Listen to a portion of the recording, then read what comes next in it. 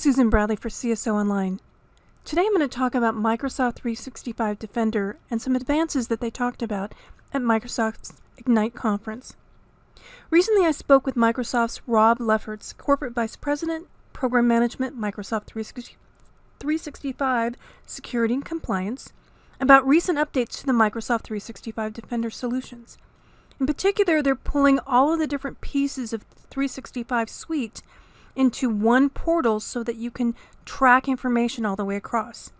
So no longer do you have to go to multiple locations to track email issues or Azure issues or workstation issues. They're what they call one pane of glass. And you can see some of this in this demo 365 center that I've got. So here it's telling me that I've got 4 users at risk. I've got some privileged OAuth apps I need to look into.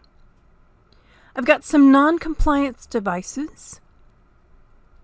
I've got some devices at risk.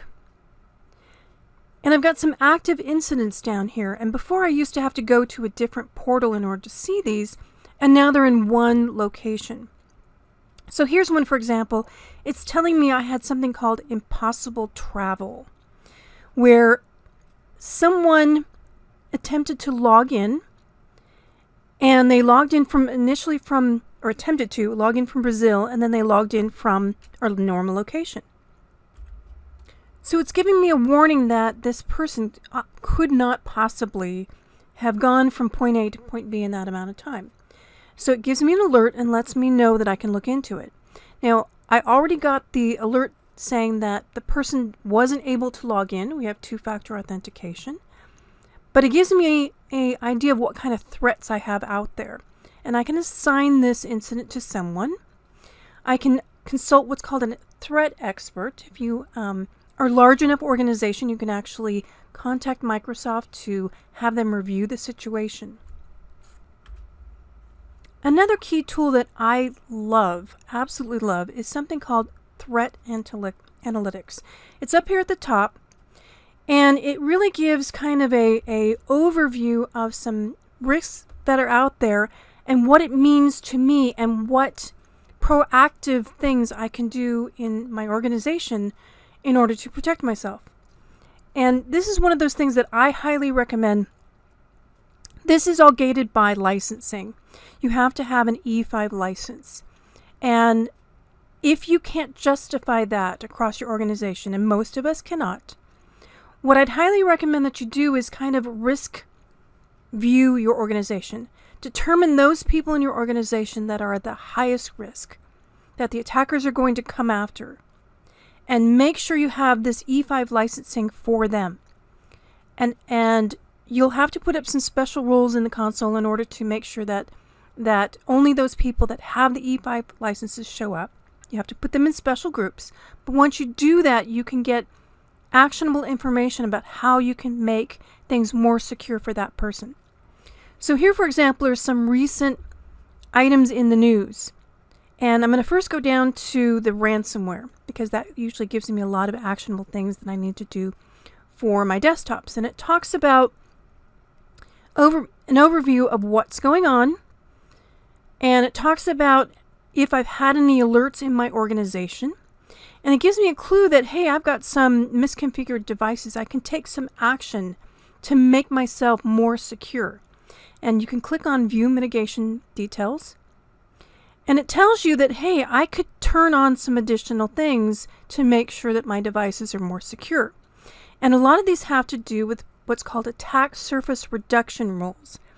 And in particular, there's one down here that I actually need to take action on in my own organization that usually does not break anything.